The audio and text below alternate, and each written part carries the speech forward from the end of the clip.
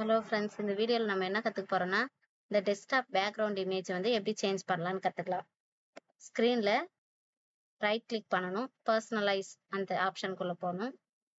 இங்கே வந்து நிறைய இமேஜஸ் இருக்குது. எனக்கு இதில் ஏதாச்சும் ஒன்று வேணும் அப்படின்னா கிளிக் பண்ணிவிட்டு மினிமைஸ் பண்ணிவிட்டு பார்த்தாலே தெரியும். உங்களுக்கு அந்த இமேஜ் வந்து இங்கே செட் ஆகிடும். எனக்கு இல்லை, இதில் இருக்கிற இமேஜஸ் வேணாம், வேறு ஏதாச்சும் இமேஜஸ் தான் நான் எடுத்து வச்சுருக்கேன், அதுதான் வேணும் அப்படின்னா ரைட் கிளிக் பண்ணுங்கள், பர்சனலைஸ் பண்ணுங்கள். இங்கே பேக்ரவுண்ட் ஆப்ஷனுக்குள்ளே போயிட்டு இங்கே வந்து பர்சனலைஸ் யுவர் பேக்ரவுண்ட் சொல்லிட்டு பிக்சர் இருக்கும், solid colour, slide show, Windows spotlight 4 option இருக்கும். நான் ஒரு பிக்சர் மட்டும் எனக்கு போதும் அப்படின்னா பிக்சரை செலக்ட் பண்ணிட்டு சூஸ் ஏ ஃபோட்டோன்னு இருக்கு இல்லையா, அதுக்குள்ளே போகணும். ப்ரௌஸ் ஃபோட்டோஸ், அதுக்குள்ளே போயிட்டு இங்கே நிறைய பிக்சர்ஸ் இருக்குது. நம்மளுக்கு எது பிடிக்குதோ அதை வச்சுக்கலாம். நான் இந்த பிக்சர் வைக்கிறேன்.